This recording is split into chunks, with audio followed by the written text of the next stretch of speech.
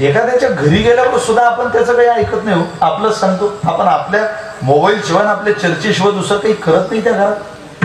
समोरच्याची मानसिकता तर समजून घ्या. कधी कधी की त्याला तुम्हाला काही सांगावं वाटतं, तुमच्याशी बोलावं वाटतं, त्याला तुमच्यातला पोशाख पाहिलं तरी त्याला असं वाटतं देवाला माझ्या घरी 2 मिनिट.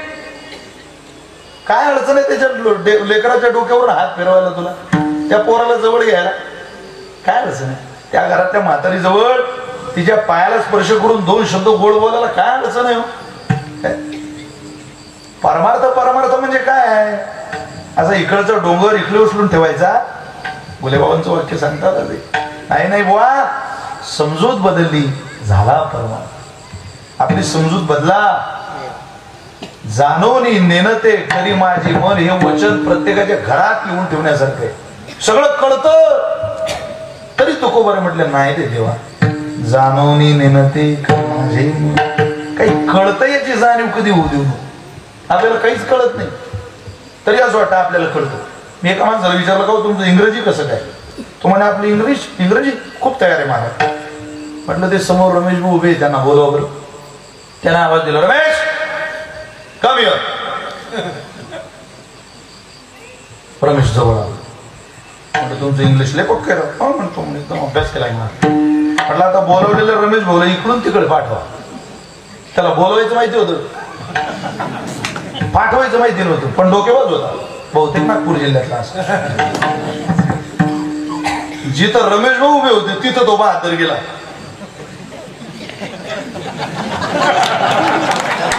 आणि तिथून रमेश बोला म्हणतो, रमेश म्हणजे हे ज्ञानच आहे, फक्त अज्ञानला पोहण्यापुरतं. आपल्याजवळ काय ज्ञान आहे? जगामध्ये 2 प्रकारची माणसं आहेत. एक रत्नपारखी आणि दुसरे गाजर पारखी. त्या गाजर पारख्यात आपला नंबर घाला. काहीच कळत नाही पण असं वाटतं मला काहीतरी कळत आहे बुवा. जाणीवेचा इतका अहंकार आहे लोकांना. आता काय सांग या भावा विठ्ठल.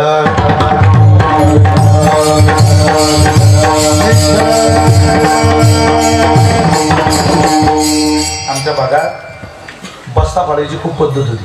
लग्नातला बस्ता इतके लोक जायचे बस्ता पाडायला. अरे बापरे, मी गेलोय माझ्या वडिलांसोबत बाहेर. 100 माणसं. आता कपडा पडायला पुढे 100 लोक लागतात का? नाही. हा तो दाखव, लिलन दाखव, बटन दाखव, अमुक दाखव, डमुक दाखव, हे गारा गज पुढं.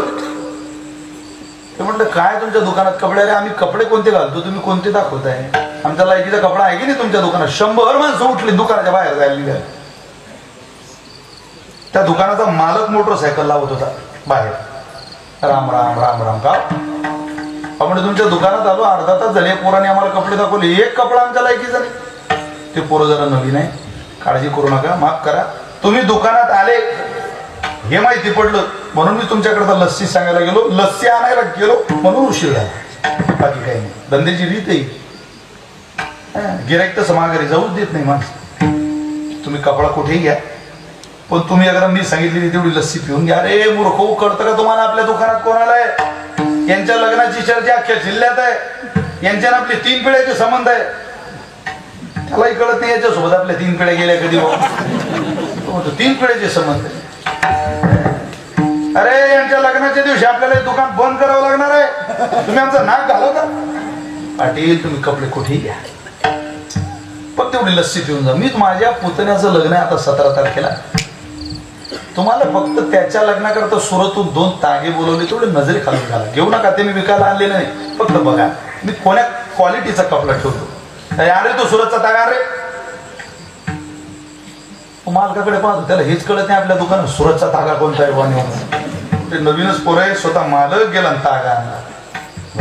एकदम प्युअर कॉटन रुबीचं बनवून घेतलं. आधी हा कपडा कोणी बनवलेला नाही, पुढं कोणी घालणार नाही. मी माझ्या पुतण्याच्या लग्नाकरता घरचं लग्न म्हणून मागून घेतला. कुठल्याही ऋतूत घाला, थंडीत घाला, पावसाळ्यात घाला, उन्हाळ्यात घाला, त्रास होणार नाही. वॉशेबल आहे 100%. कोणी तुम्हाला विचारेल हा कपडा कुठून आणला, हा कपडा कुठून आणला. एकदम तुम्हाला कपड्यातलं कळतं, हात लावतो बघा बघा. अहो कपड्याला हात करून बघा तुम्ही. लिलन कुठं काढलाय कपडा? कुठे? एकदम रुबीचं बनवलेलं कापड आहे. ते म्हटले कपडा जोरदार आहे राजीव. शेड्याचा भाव हा 8,000 रुपये मीटर आहे. ते म्हणले फाळा तुमच्या पुतण्याला दुसरा काढला कपडा. नोकर म्हणत मालक यातला दुसरा तागा दाखवला होता मी त्यांना. भाव काय सांगितला होता म्हणे 300 रुपये. येड्या ते गाजर फार घे. 300चा 8,000 घेतल्याशिवाय त्यांची पूर्ण जिरत नाही. आता त्यांची पूर्ण जिरलेली आहे. मग गाजर फार घ्यायचं कामच नसं मग. जानेवारीचं शान पण किती 4 प्रकार करता येतील आपल्याला. काही माणसं नेणून नेणते, काही जाणून जाणते, काही नेणून जाणते.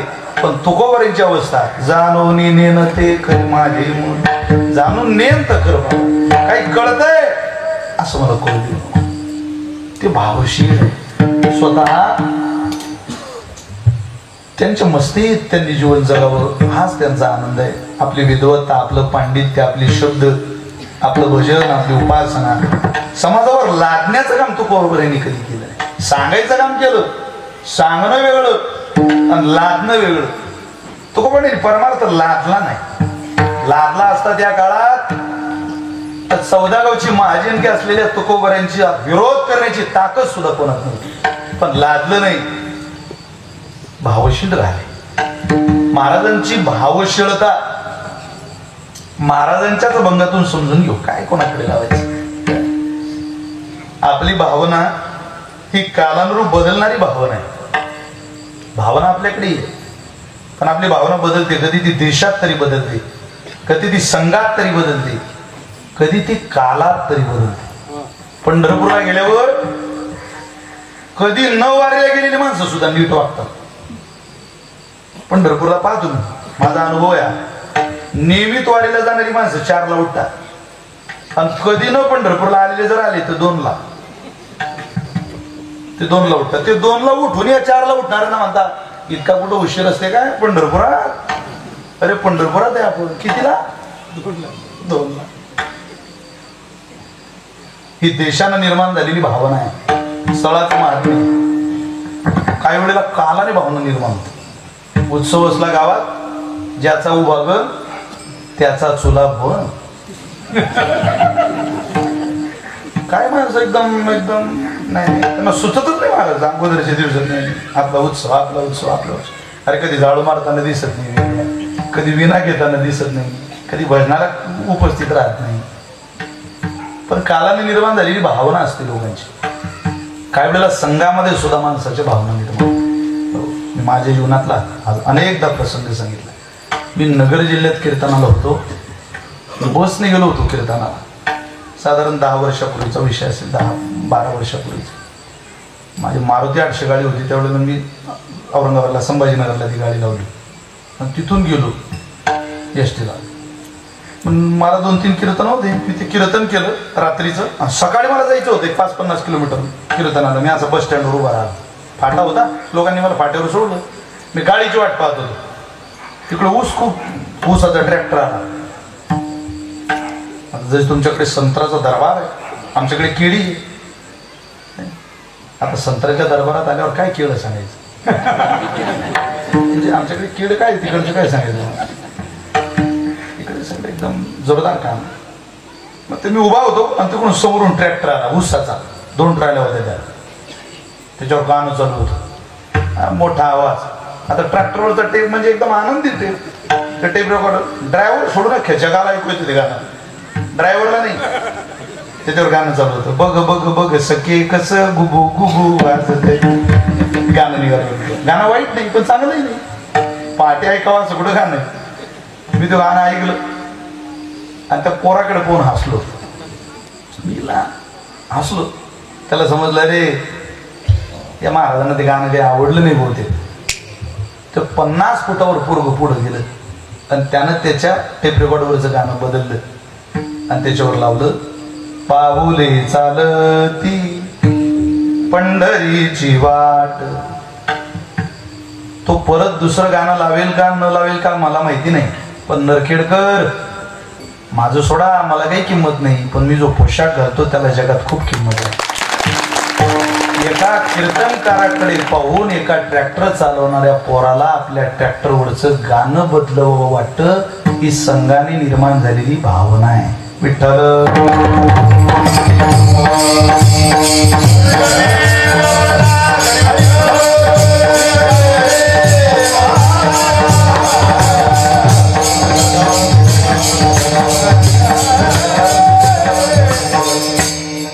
देशात नाही, कालात नाही, संघात नाही, त्यांची भावना न बदलणारी आहे, स्थिर आहे. जे देवाला लागतं तेच द्यावं आणि त्याच भावनेत जगावं हे ज्यांचं जीवन आहे.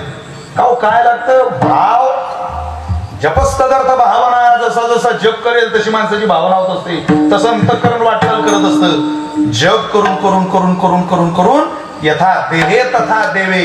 जे देहाला लागतं ते देवाला देता देता प्रेमाचा जिव्हाळा पूर्ण, भावार्थाची उनकुन जाणता मी एक श्रीकृष्ण जाणे तरासी जाण कडेना. मद गोपिकांची कोण गोडी, त्यांच्या निज प्रेमाची जाती चोखडी. या लागी मद त्यांच्या आवडी अति गाडी. उद्धवा कुब्जा काय सुंदर होती, तिच्या प्रेमाची मद प्रीती. राधा प्रार्थी मी वना प्रती, काय विषयासक्ती लागून. काय भक्ती केली गोपाळी, काय ती सोळी की बोळी. त्यांची उच्चिष्ट मी कवळगिडी, प्रेम सम्मेडी डुलत. पांडवांच्या बाचे मी काय लागे, त्यांचे बेमटे सोशा निघे. येतो सुदाम्याच्या पाया लागे, काय त्याचे निपांगी पांगलो. काय माझी क्षण झाली शक्ती, त्या गोपिका मज धावी बांधिती. त्यांच्या निज प्रेमाची जाती मी सोयी श्रीपती पोकितो. मी काय अन्नासी दुकाळलो, तो यज्ञपत्न्यासी मागू गेलो. मी तो भावार्थाचा भुकेलो, प्रेमाच्या पावलो पाहुणे रा. धन्य भाव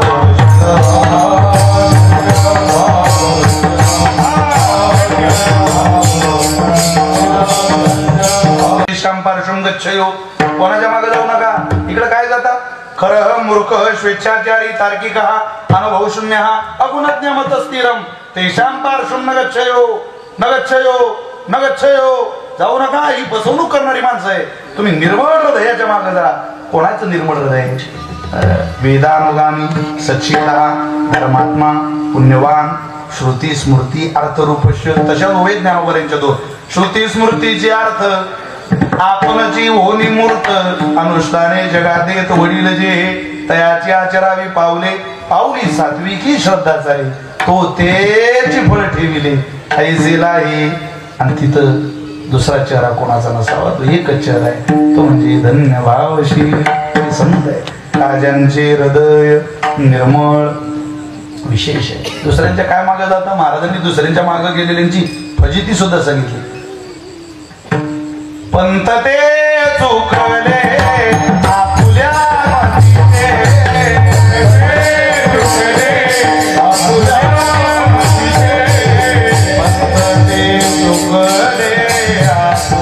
मातीचे,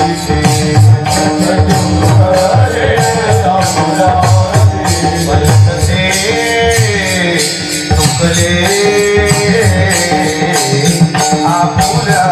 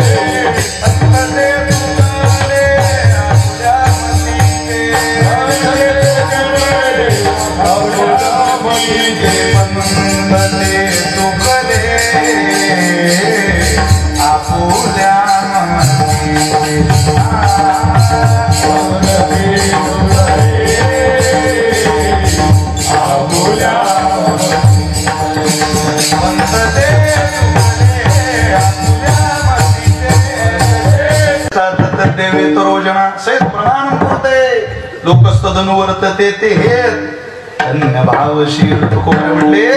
भावशील आहे तो माझे ज्ञानोबा आहे. ज्ञानोबांच्या मागे त्या काळात रेड्याला कळत होतं हे भावशील आहे. त्या काळात निर्जीव भिंतीला कळत होतं यांच्या मागे जा. यांच्या इतकं निर्मळ हृदय कोणाचं नाही. हे भिंतीचं सुद्धा मंदिर करतील. इथं आपल्याच जातीतल्या लोकांचा माणसं द्वेष करायला लागली. आपल्या जातीतला म्हणजे माणूस माणसाचा द्वेष करत नाही. काय संबंध आहे त्या निर्जीव भिंतीचा आणि या मानव जातीचा? पण ज्ञानोबांनी भिंतीला सुद्धा मंदिरापर्यंत काय संबंध आहे त्या रेड्याच्या जातीचा? पण कुणाचा उद्धार केला त्याचा रेड्याचं मंदिर आहे. आपण कीर्तन करतो, मी कीर्तन केला आल्याला रेड्याच्या समाधी पुढे. हो मुक्ताबाई म्हणतात ज्ञानोबा यांना, माऊली सांगा गोष्ट सांगा आम्हाला. कसली सांगू ग मुक्ताई? ज्ञानदादा चांगली आता भाऊबीज झाली काल, सांगा ना काहीतरी आम्हाला भेट द्या, काहीतरी काय देऊ? विवेकाची गोष्ट सांगा. आधी विवेकाची गोठी वरी प्रतिपादी श्रीकृष्ण जगजेठी. विवेकाची गोष्ट सांगा ज्ञानदादा.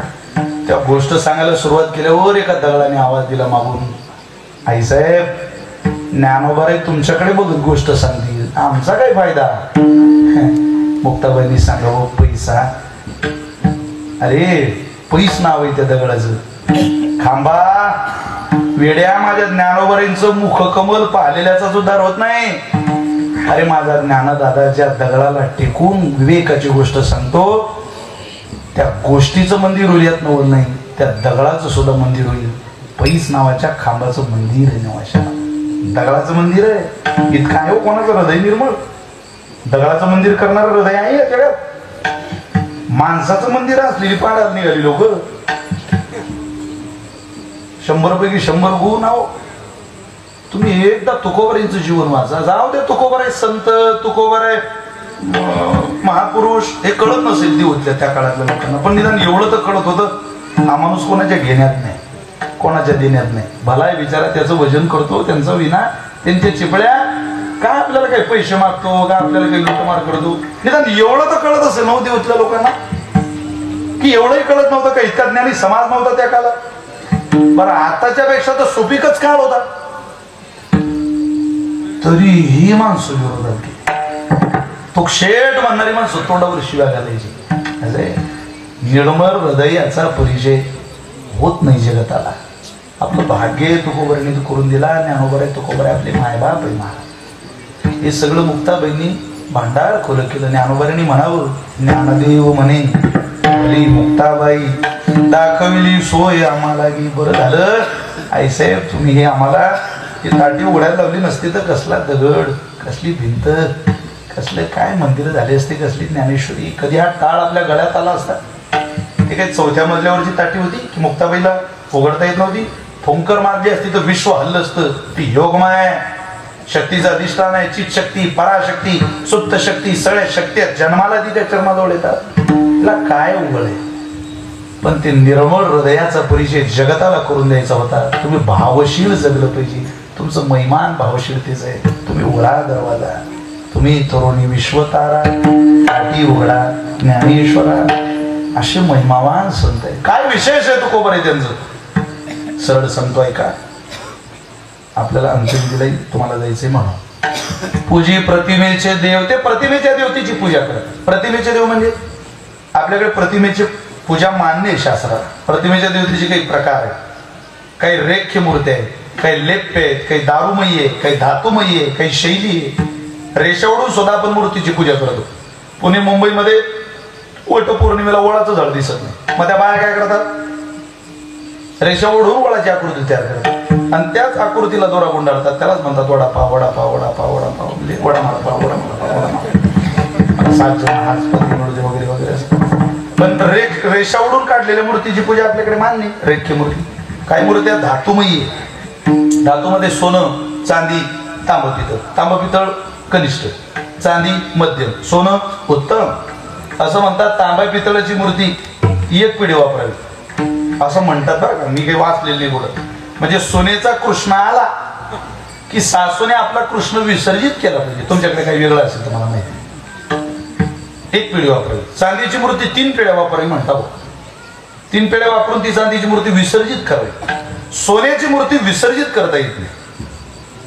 मग त्या मूर्तीचं काय करायचं? ती माझ्यासारख्याला, म्हणजे ज्याला खूप पूजेची आवड आहे, मला आवड आहे पूजेची, कोणी सोन्याची मूर्ती दिली तुम्ही दररोज माझ्या गाडीत ठेवायची पुढे पूजा दररोज. ती कोणाला दान करावी. सोनं, चांदी, तांब, धातू नाही मूर्त्या. काही मूर्त्या दारूमयी आहे. दारूमयी म्हणजे तिकडं जाऊ नका, जगन्नाथपुरीला चला. जगन्नाथाची मूर्ती कशाची आहे? लाकडाची आहे. लाकडाला दारू म्हणतात संस्कृत मध्ये. ते दारूमयी मूर्ती. काही मूर्त्या लेप आहे. मारुतीलाची मूर्ती बऱ्याच गावामध्ये लेप आहे, शेंदुराचा लेप आहे. बाबांनी एक सुंदर मंदिर बांधलंय नाशिक जिल्ह्यात.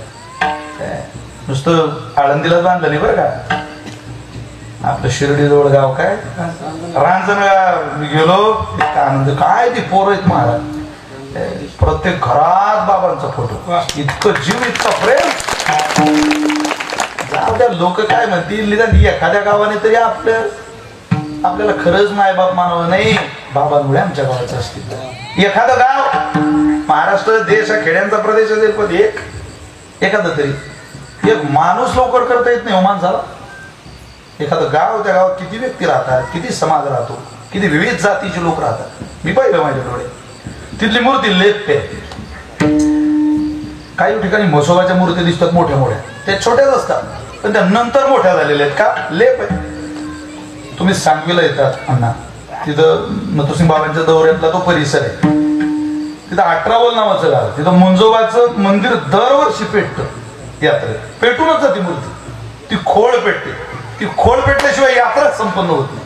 अख्खी खोळ मंदिर म्हणजे घंट्यांचं मंदिर आहे, पूर्ण गाभाऱ्यात कोणाला जाता येत नाही. आणि बरोबर यात्रेच्या दिवशी त्या मंदिराला आग लागते. आग लागली कशी लागते काय आपलं ते देव जाणे, पण ती लागली की मग ती सगळी खोळ जळून जाते आणि मग ती ओरिजिनल मूर्ती दिसते.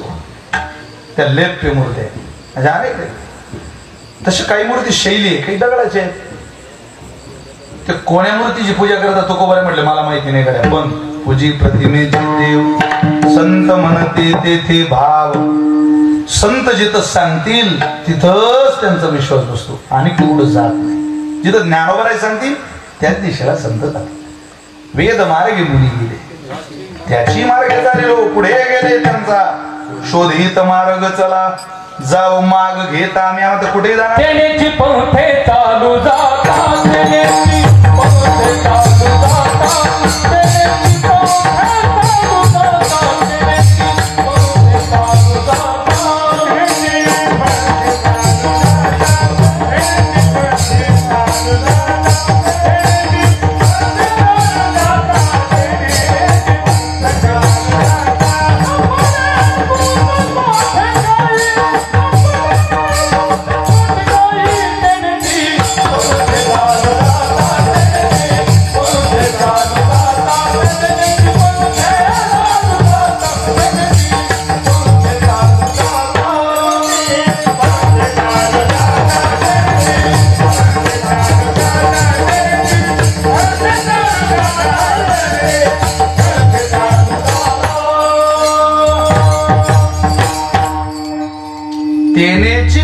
केनेची पंथे मार्ग दावने गेले आधी. दयानिधी संत तेनेची पंथे चालू जाता.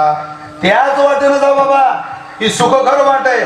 तुका वळणे तुम्ही चलाया शिवाचे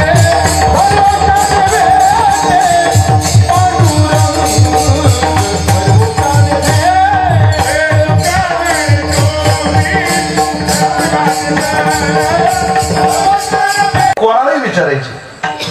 विरह व्यथासे व्यतीत, आपण किती गीत रामायण आपण ऐकू. व्यतीत झालेले परमात्मा कोणालाही विचारतात माझी सीता कुठे, सीता कुठे. तेवढ्यात भगवंतानं शबरीचा आश्रम गाठला आणि शबरीच्या आश्रमात गेल्यावर तिचं स्वागत, तिनं परमेश्वराचं स्वागत केलं वगैरे वगैरे. प्रभुनिष्ठ जीवन होतं तिचं. शबरीला सुद्धा देवानं विचारलं, शबरी माझी सीता कुठे, सांग ना माझी सीता कशी होईल. तुमचं गाव कोणतं. कोपरगाव. तिकडून तुम्ही आमच्या गावच्या तर शामराव पाटला ओळखता कसे, उंचशे ठेंगणेशे एकदम गोरेशे काळेशे. जसं आता यांनी श्यामा पाहिलाच नाही कसा आहे, आणि मी त्यांना शामराव पाटील ओळखता, तुम्ही ओळखता का हे विचारणं तर समाजा मूर्खपणा आहे. यांनी श्यामा पाहिलाच नाही, ते ओळखतील कसं. ज्या शबरीने सीता पाहिली तिला बाबा विचारतो, शबरी माझी सीता कुठं भेटेल. ती म्हणे प्रभू जातो, तुम्हाला एक वानर भेटेल, मारुतीला त्याला भक्त बनवा. सुग्रीव भेटेल, त्याला मित्र बनवा. वालीचं वध करा, तुम्हाला तुमच्या बायकोपर्यंत जाता येईल. भगवंतानं वेळ कमी असल्यामुळे हे सगळं फार लवकर केलं. बरोबर मारुतीरायाची भेट घेतली, सुग्रीवाला मित्र केलं, वालीला मारलं. मरणारा वाली शेवटचे श्वास मोजत खाली पडलेला आहे, पण तो भगवंताला विचारतो, देवा तू मला मारलं. तसा रघुकुलाचा आदर होता देवा, मला काय वाकडं केलं रे मी तुमचं, आमचं तुम्हाला सहकार्यच आहे काय. पण माझ्या सारख्यावर शस्त्र उचगारतो, खरं वैरत्व ज्याच्याशी करायला पाहिजे त्याच्या लांब राहतो, मला मारतो, माझ्या भावाची मैत्री करतो. कोण देव म्हणेल देवा तुला सांग बरं. माझी बायको विधवा झाली रे, या कपाळावरचं कुंकू बसलं, तुम्हाला मारलं, तुम्हाला मारलं का त्याचं उत्तर दे. मृत्यूचा मला चिंता नाही, मी काय गोळा करायचं होतं, तू दिलेला मृत्यू सुद्धा खूप छान आहे, इतकं सगळं सुद्धा माझं सुंदर नव्हतं, पण मला का मारलं त्याचं उत्तर दे. भगवान म्हटले तुला का मारलं सांगू का. काय मी तुला मारलं नाही, अरे मी शबरीकडे गेलो, शबरी मला म्हटली या मारुतीला भक्त बनवा, सुग्रीवाला मित्र बनवा आणि वालीचा वध करा. मी माझ्या पद्धतीने हे सगळं केलं नाही. शबरी म्हटली भक्त कर म्हणून भक्त केला, शबरी म्हटली मित्र कर म्हणून मित्र केला, शबरी म्हटली मार म्हणून मारला. देव जरी असलो गड्या तरी हे सगळं जे घडतंय ते माझ्या आधी घडलंय, माझ्या आधी कोणीतरी लिहून ठेवलंय. बोलीला वाल्मिक तैसेची करीन वरतोनी दावीन नामा म्हणे. संत संतावर विश्वास ठेवतील यातनं बोल नाही. जगाच्या मालकाचं सुद्धा सूत्र आहे, संत म्हणती ते ते भाव. याच्या पुढं विधी निषेधने ती विधी निषेधात अडकत नाही, खांगपत्ता लागू देत नाही. एक निष्ठा धरुणी जयंती, एक निष्ठा धरुणी चित्ती, त्यांचा क्रम आहे निष्ठेचा. इथं निष्ठा असली पाहिजे, निष्ठेला प्राधान्य देतात. तर भगवंत बाण घासतायत, डबक्यात बुडवावा घासावा, डबक्यात बुडवावा घासावा, डबक्यात बुडवावा घासावा, आणि त्या बाणाचं टोक पाहावं तेवढ्याला लाल झालेलं दिसावं. घासणारा हात थांबावा, भगवंतानं पाहावं रे राम राम राम. रक्त लागले याला तर डबक्याकडे पाहिलं तर एक बेडूक त्या डबक्याच्या बाहेर येऊन केविलवाऱ्या नजरेनं भगवंताकडे पाहतोय. परमात्मा म्हणतो बेडका लेका बाण तुझ्या पोटात चालला, अरे एक आवाज दिला असता तर जीव असला असता तुझा वेड्या. एक आवाज दिला नाही साधा मला, एरवी काम असताना डारो डारो डारो डारो करतो. ते बेडूक म्हणतं देवा अरे जग वैरी झाल्यावर तुला आरुडी देता येते, इथं वैरी तू झाला आणि आरुडी देऊ कोणाला. जगणं ही तुझं आहे श्रीरामा, आणि मृत्यूही तुझं आहे. हे जीवन जर तू दिलं असेल आणि मरण जर तुझ्या हाताने मिळत असेल तर एक निष्ठा धरुणी चित्ती बस. कारण आमचं तुझ्या दिशेनं जो प्रवास आहे तो आमचा. तुझी प्रतिमेचे देव संत म्हणती ते ते भाव. संतांचा महिमान गात असताना अनेक अभंगांमध्ये अनेक संतांचे पैलू सांगायचं काम जगद्गुरु संत श्रेष्ठ संत तुकोबारायांनी इतके केले, इतकी निष्ठा. काहीही झालं तरी संत जीवन ढळत नाही. मी अनेक उदाहरणं वाचा. 1250 acre good, 700 acre good, 800 acre अशा जमिनीचा खुलासा आहे नाथ महाराजांच्या. असं म्हणे 1200 एकर जमीन होती नाथ महाराजांकडे, पण 750 रुपयाचं कर्ज झालं महाराजांवर. 750 त्या काळात. मग महाराजांकडे एक दिवस कीर्तन झाल्यावर श्रीखंड हिशोब करताना दिसला. महाराजांनी विचारलं श्रीखंड अरे हिशोब झाला नाही अजून, काय म्हणते यंदा आपला बजेट. तो म्हणे यंदा बजेट नाही महाराज आपलं, यंदा काही खरं नाही दिसून राहिलंय. पाऊस नाही पडला का असा ढगफुटीसारखा पडतो, यंदा काही खरं नाही. मग कर्ज झालं महाराज 750 रुपयाचं. अरे बाप आपल्यावर हो. मग आता काही केलं पाहिजे. तुम्हाला मला असं वाटतं कीर्तन झाल्यावरच्या पंक्ती बंद करून टाक. नुसते लोक पंक्तीला नाही नाही पंक्ती बंद होणार नाही. मग होईल तसं होईल. त्यावेळेला नाथ महाराजांकडे असं म्हणे ज्ञानेश्वरी शुद्धतेचं काम होतं. महाराजांच्या हातात तासन तास ज्ञानेश्वरी असायची. हो तासन तास कायम ज्ञानेश्वरी. ज्या सावकाराचं 550 रुपये कर्ज नाथ महाराजांवर होतं त्याला माहिती पडलं, दोघांमधली बातमी वाऱ्यासारखी पैठणात पसरली आणि तो आला आणि त्यानं वाळा काढला. हो नाथ महाराज आमचे पैसे देऊन टाका आता. नाथ महाराज म्हटले सावकार तुमच्यात पैशाची व्यवस्था झाली, पण आम्हाला थोडा अवधी घ्या, थोडासा वेळ द्या, आमच्याकडून होणार नाही ते. यंदा दुष्काळ आहे, परिस्थिती नाही, गेल्या वर्षीचं पीक आलं नाही हाताला, जमीन खूप आहे पण उत्पन्न आलं नाही, आणि उत्पन्नापेक्षा आमचा खर्च या वर्षी जास्त झाला. 1 रुपया सुद्धा तुमचा बुडवणार नाही. वचना फिरते अधमजन हे भानुदासाचं कोळ याद राखा. आमच्यावर विश्वास ठेवा, पण थोडासा अवधी द्या. म्हणे अवधी देतो महाराज, पण एक अट, जोपर्यंत तुम्ही माझे पैसे देत नाही तोपर्यंत तुम्ही अन्नाचा कण सुद्धा घेऊ नये. तुम्हाला पांडुरंगाची शपथ आहे. गिरिजाबंदीचे हात ठेवले कानावर. अरे बापरे, कोण मूर्ख माणूस आहे. माझ्या नवऱ्याला शपथ घातली ना. महाराज हसायला लागले. सावकार, तुम्ही तर अन्न म्हणता हो, पाणी सुद्धा पिणार नाही का? तुमचं देईल तेव्हा पाण्याचा घोट घे. घेऊन गेला सावकार. 2 दिवस झाले गिरिजाबाई विनवण्या करतात. कोण जेवतो? शपथ घातल्यावर पांडुरंगाची देवाची शपथ आपण दररोज खातो कितीदा. ती नाथ महाराजांची होती. जे जेवून घेतो महाराज. हो, किती वेळ तुम्ही तासनतास ज्ञानेश्वरी हातात घेतली. जरा घ्या का, किती वेळ डोळे दुखायला लागले तुमचे. बघा तुमचा चेहरा कसा झाला. पाणी नाही, त्याने अन्नाची शपथ घातली. काही गरज होती का पाण्यापर्यंत न्यायची? तुम्ही पाणी सांगितलं, पाणी तर प्या. नाही, आता मालक जेवत नाही म्हटल्यावर बायको जेवी न. त्या घरातला कामावरचा गडी जेवी न. कसा जेवी? उपवास. घास घेतला नाही अन्नाचा, चूल नाही पेटली वाड्यात, लोकांना प्रसाद चाललेला. 4 दिवस गेले व 5वा दिवस आला. असं शरीर कृश झालेलं, नाथ महाराजांना थकलेला चेहरा. 5व्या दिवशीच्या रात्रीच्या वेळेस गुडघे एवढं धोतर आहे, पोटाला कसना बांधलेला आहे. पूर्वी माणसं कसने बांधायची. हातात कंदील आहे आणि काठी घेऊन सावकाराचा दरवाजा वाजवला. सावकार, दार उघडा हो सावकार. कोण एवढ्या रात्री? दरवाजा उघडता बरोबर, कोण तुम्ही? वाड्यातून आलो. बर, नाथांच्या? हो. हिशोब करा सावकार, पैसे द्यायला आलो तुमचे. आपण एवढ्या रात्री? आता हिशोब करा सावकार. आमच्या मालकाला तो जिथं पारणं सोडायला लावायचं आम्हाला. हिशोब करा. बायकोला जा घरी, कोण आलं एवढ्या रात्री? त्यांना नोंद वया खतावण्या सगळ्या काढल्या, हिशोब केला. हिशोब करून व्याजासहित रक्कम सांगितली. नरखेडकर, पोटाचा कसना सोडता बरोबर पैसे बरोबर तितकेच हो, तितकाच हिशोब. काढून दिले पैसे. सावकाराची बायको पाणी घेऊन आली. बाबा लांबून आला, घ्या पाणी. माऊली, मालकाच्या अगोदर गडी माणसं पाणी पित नाही. आमचा मालक 5 दिवस झाले हो तुमच्या नवऱ्याने शपथ घ्यायची. सांगा किती लोकांनी बोलवलं तुम्हाला? काय केलं तुम्ही त्यांचं?